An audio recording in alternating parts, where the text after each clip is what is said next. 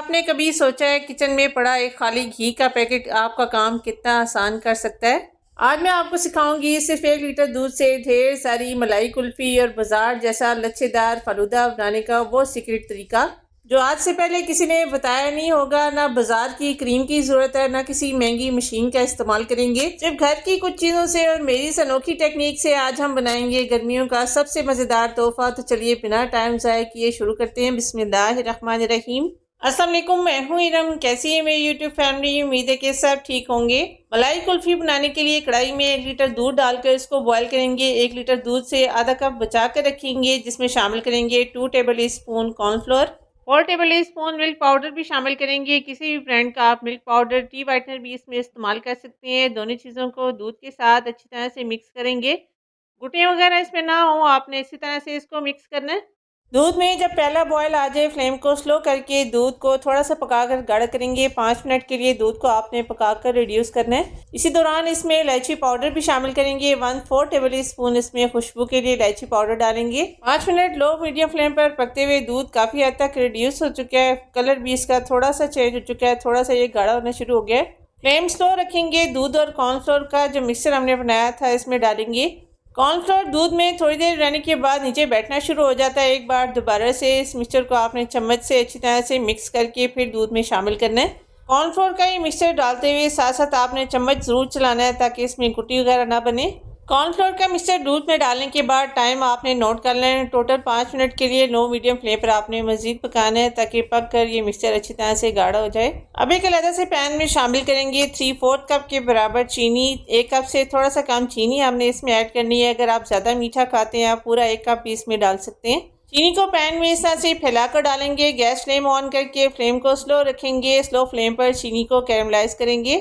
चीनी में आपने तब तक चम्मच नहीं चलाना जब तक इस तरह से इसमें कैरमल बनना स्टार्ट ना हो जाए। पानी वगैरह आपने कुछ भी इस कैरमल में शामिल नहीं करना, बस स्लो फ्लेम पर इस तरह से चीनी को आपने चम्मच चलाते हुए पकाना है। चीनी के अंदर ये जो आपको क्रिस्टल्स नज़र आ रहे हैं इन्हीं को पकाकर आपने डिज़ोल्व करना है जब तक ये सारे क्रिस्टल अच्छी तरह से डिज़ोल्व हो जाएं और इसका कलर इस तरह से ब्राउन की तरफ आना शुरू हो जाए। लेकिन ज़्यादा डार्क कलर आपने इस कैरमल को नहीं देना, वरना इसमें एक जलने सी बहुत ही अजीब सी स्मेल आएगी जो कि इतनी ज़्यादा अच्छी नहीं लगती। जब इस तरह से कैरमल का कलर ब्राउन हो जाए, फ्लेम को ऑफ करके इस गर्म गर्म कैरमल को दूध में शामिल करेंगे। बाजार में जो कुल्फ़ी के लिए रबड़ी बनाई जाती है इसका कलर थोड़ा सा ब्राउन होता है। हम यही समझते हैं कि दूध को उन्होंने पका कर ब्राउन किया, लेकिन इसी टेक्निक का यूज़ किया जाता है। इसमें चीनी का कैरमल बनाकर शामिल किया जाता है जिससे कलर कुल्फ़ी का बहुत ही मज़े का आता है। गरम गरम कैरमल जब आप दूध में शामिल करेंगे, फ्लेम को आपने हाई रखना है ताकि कैरमल जल्दी से दूध के साथ मिक्स हो जाए। कैरमल दूध में थोड़ी देर में अच्छी तरह से मिक्स हो चुका है। आप देख रहे हैं दूध का भी बहुत ही बेहतरीन सा कलर आया और काफ़ी हद तक ये थिक और गाढ़ा भी हो चुका है। जब कुल्फ़ी का ये मिक्सचर इस तरह से गाढ़ा हो जाए, फ्लेम को ऑफ करके इस मिक्सचर को ठंडा करेंगे और ठंडा होने के बाद कुल्फ़ी का ये मिक्सचर मज़ीद गाढ़ा हो चुका है। आप देख रहे हैं कितना अच्छा ये थिक हो चुका है। कुल्फ़ी के इस मिक्सचर को अच्छी तरह से ग्राइंड करेंगे, जिसके लिए सारा कुल्फ़ी का मिक्सचर ग्राइंडर वाले जग में डालेंगे। सारा कुल्फ़ी का मिक्सचर ग्राइंडर वाले जग में शामिल करने के बाद अब 2 ब्रेड की स्लाइस लेंगे। किनारे वगैरह इनके रिमूव करने की ज़रूरत नहीं है। इस तरह से रफली तोड़कर आपने इस ब्रेड को इस कुल्फ़ी के मिक्सचर में शामिल करना है। इस ब्रेड की जगह आप केक रस या रस भी इसमें शामिल कर सकते हैं। कुल्फ़ी को बनाने के लिए बाज़ार से आपको क्रीम लाने की ज़रूरत नहीं है। अक्सर मेरी बहनें दूध की मलाई को जमा करके रखती हैं, वही आपने इसमें शामिल करनी है। 1 कप दूध की मलाई स्टेज पर ऐड करेंगे। बिलफर्ज अगर आपके घर में ताज़ा दूध नहीं आता, मलाई मौजूद नहीं है, फिर आपने करना ही है कि बाज़ार से फ़्रेश क्रीम आपने लेनी है। 1 पैकेट आपने 200 ml का इसमें शामिल करना है। सब चीज़ें डालकर कुल्फ़ी के इस मिक्सचर को अच्छी तरह से ग्राइंड करेंगे। कुल्फ़ी को जमाने के लिए किसी खास किस्म के आपको मोल्ड की ज़रूरत नहीं है। इस तरह से पेपर कप आप इस्तेमाल कर सकते हैं, बाज़ार से बहुत ही ज़्यादा ये सस्ते मिल जाते हैं। कुल्फ़ी का मिक्सचर अच्छी तरह से ग्राइंड करने के बाद पेपर कप्स में डालेंगे। वीडियो को देखते हुए यहाँ तक आ गए, इसका मतलब है रेसिपी आपको पसंद आ रही है। रेसिपी अच्छी लगे तो एक लाइक आपने ज़रूर करना है। चैनल पर नए हैं सब्सक्राइब कर लीजिए, साथ ही लगे बेल आइकन को प्रेस करके जब आप ऑल पर सेलेक्ट करेंगे, हमारी हर आने वाली न्यू वीडियो का नोटिफिकेशन आपको सबसे पहले मिलेगा। मेरे साथ देखने वाले व्यूअर्स का बहुत शुक्रिया। अब कुल्फ़ी का सारा मिक्सचर इन पेपर कप्स में फिल करने के बाद क्लिंग रैप से या फिर किसी भी प्लास्टिक शीट की मदद से आपने इनको कवर करना है। रबर बैंड से अच्छी तरह से लॉक करेंगे ताकि इनके अंदर एयर ना जाए। अगर एयर जाएगी तो इसमें क्रिस्टल्स बनेंगे। थोड़ा सा कट लगाकर आपने इसमें स्टिक भी एडजस्ट करनी है। इसी तरह से सारी कुल्फी के मोल्ड रेडी करने के बाद कुल्फी को जमने के लिए 8 घंटे के लिए फ्रिज में रखेंगे। कुल्फी का आधा बचा हुआ मिक्सचर किसी एयर टाइट कंटेनर में डालेंगे, जिससे मैं फालूदा भी बनाऊंगी। कंटेनर में डाल के इसको क्लिंग रैप से अच्छी तरह से कवर करने के बाद लिड लगाकर इसको एयर टाइट करेंगे। 8 घंटे के लिए इसको भी कुल्फी के साथ जमने के लिए रखेंगे। इधर में कुल्फी जम रही है, फालूदे की तैयारी करते हैं। सबसे पहले फालूदा बनाने के लिए तुखमलंगा लेंगे 1 टेबल स्पून और खुले पानी में इसको भिगोएंगे। तुखमलंगा बेजल सीड्स भी जिनको बोलते हैं, तासीर इनकी ठंडी होती है, मैदे को ये ठंडक देते हैं। अच्छी तरह से इनको मिक्स करके आधे घंटे के लिए भिगोएंगे।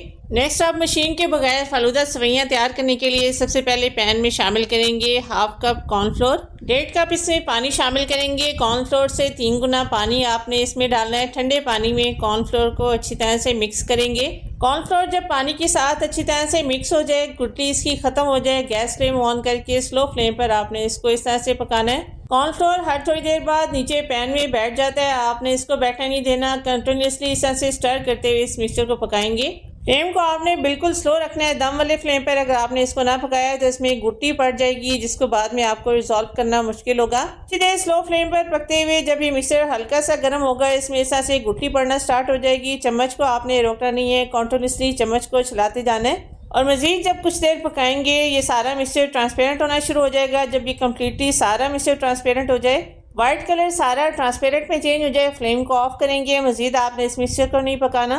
अब फालूदा सवैयों की शेप बनाने के लिए किसी घी के खाली पैकेट का इस्तेमाल करेंगे। कटिंग करके ये गरम गरम सारा मिक्सचर इसमें ऐड करेंगे।